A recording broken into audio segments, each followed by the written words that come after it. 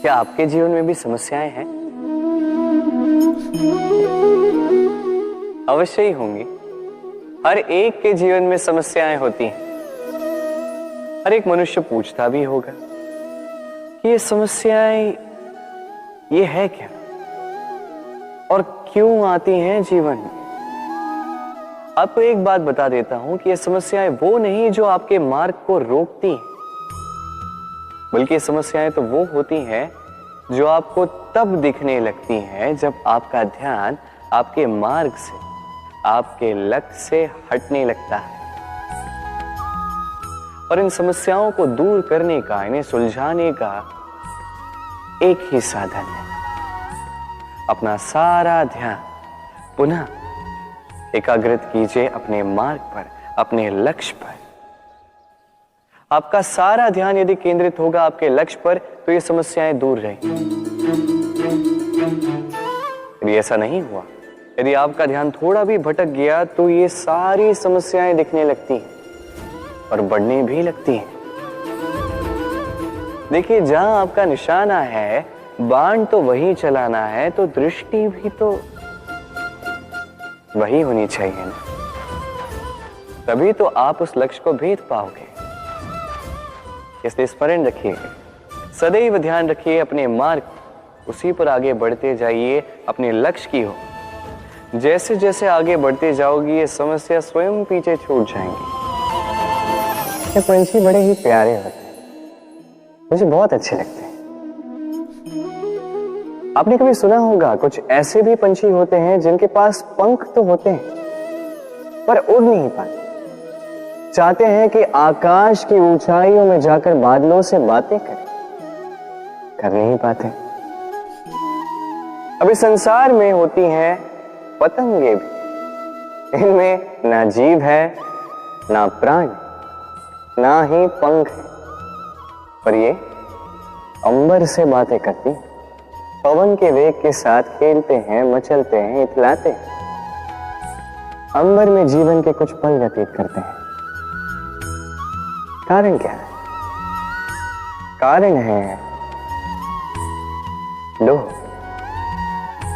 ये डोर यदि उचित व्यक्ति के हाथों में हो तो एक कागज की बनी पतंग भी आसमान की ऊंचाइयों में तैर सकती है। अब ये डोर क्या है? ये डोर होती है प्रेम, ये डोर होती है विश्वास की, और ये आप देते हैं उनके हाथों में जिन पर आप विश्वास करते हैं, जिन्हें आप अपना सर्वस्व मानते हैं। अब सोचिए, ये प्रेम और विश्वास की डोर यदि आपने उचित व्यक्ति के हाथों में दे दी तो आप कितनी ऊंची उड़ान उड़ सकते हैं, आसमान की ऊंचाई तक पहुंच सकते हैं, बादलों से बातें कर सकते हैं, पंछियों के बीच उड़ सकते हैं, जो चाहे कर सकते हैं। बस ये व्यक्ति उचित होना चाहिए। एक ऐसा व्यक्ति जिसके मन में आपके प्रति प्रेम, एक ऐसा व्यक्ति जिसके मन में स्वार्थ नहीं, परमार्थ। एक ऐसा व्यक्ति जो आपके भीतर के अस्तित्व को आपके बाहर लाए, उसे निखारे। तो प्रेम कीजिए, आनंदित होते जाए। रोग, ऐसा कौन सा व्यक्ति है इस संसार में जिसे रोग नहीं हो? हर एक व्यक्ति कभी न कभी इस रोग के सामने आया ही है, उसका ये शरीर रोग से ग्रस्त हुआ ही है। अब ये रोग ये आते हैं, ये जाते हैं, किंतु क्यों ये हमें सता पाने में सक्षम रह जाते हैं? कारण है स्वच्छता। यदि स्वच्छता इस तन में नहीं होगी तो व्यक्ति शारीरिक रूप से पीड़ा सहेगा। अब उसी प्रकार अति आवश्यक है कि यह स्वच्छता कि मन में भी हो। यदि ये स्वच्छता मन में ना हुई तो व्यक्ति चारित्रिक रूप से पीड़ा सहता। अब इसका निवारण क्या? बड़ा ही सरल है इसका निवारण। यदि रोग तन में है तो सर्वप्रथम स्वच्छता रखना सीखिए, इस शरीर को स्वच्छ रखना सीखिए। समझदारी के साथ डट कर इस रोग का सामना करें, भयभीत होने की आवश्यकता नहीं। व्यायाम करते रहें, सब ठीक होगा। उसी प्रकार यदि ये रोग ये मन में हो तो क्या करें? सर्वप्रथम आधार पर ध्यान दें। आपका आधार है आपका आहा। जो आप खाओगे वही आप बनोगे। उसी प्रकार जो आप सोचते हो वही आप बनते हो। इसलिए इस सोच को सकारात्मक बनाएं, अपने दृष्टिकोण को सकारात्मक बनाइए, सब कुछ ठीक होगा। आपके मेरे हर एक के भीतर एक राक्षस रहता है, उसका सामना करें, उसे परास्त करें। तो ये रोग चाहे तन का हो या मन का, यदि उचित समय पर इसे ना रोका गया तो अनुचित समय पर यह महामारी बन सकता है। इसलिए सावधान रहें, स्वस्थ रहें। भगवान और भूल दोनों एक ही अक्षर से आरंभ होते हैं, और तो और दोनों की राशि भी एक ही है। अब आप कहेंगे भगवान भूल, इसमें क्या समानता हो सकती? बहुत बड़ी समानता है। न केवल ये एक अक्षर से आरंभ होते हैं, बल्कि इनका विजय मंत्र भी एक ही है।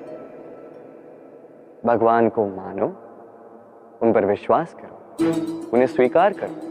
ये करोगे तो मन की दृष्टि से भगवान देख ही जाते हैं और वो आपको संपन्न कर देते हैं। यही भूलों के साथ भी है। अपनी स्वयं की भूलों को मानो, स्वीकार करो, सब कुछ अपने आप ही स्पष्ट रूप से दिखने लगता है। जिस दिन आप अपनी भूल स्वीकार करना सीख जाते हैं, उसी दिन से प्रक्रिया आरंभ होती है अपनी भूल को स्वीकार करने की। आप समझ जाते हैं कैसे अपनी भूलों को सुधारना है।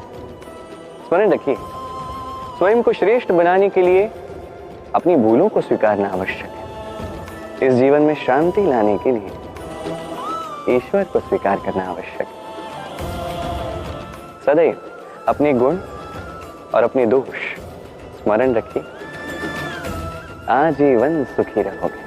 हम सदैव चाहते हैं कि ये संसार हमें ज्ञानी कहे, बुद्धिमान कहे, समझदार कहे, किंतु मूर्ख कभी न कहे। मूर्ख इस शब्द से सभी कतराते, दूर भागते हैं, किंतु एक सत्य से सभी अनजान हैं। मूर्ख बनना बुद्धिमान बनने की ओर पहला कदम होता है।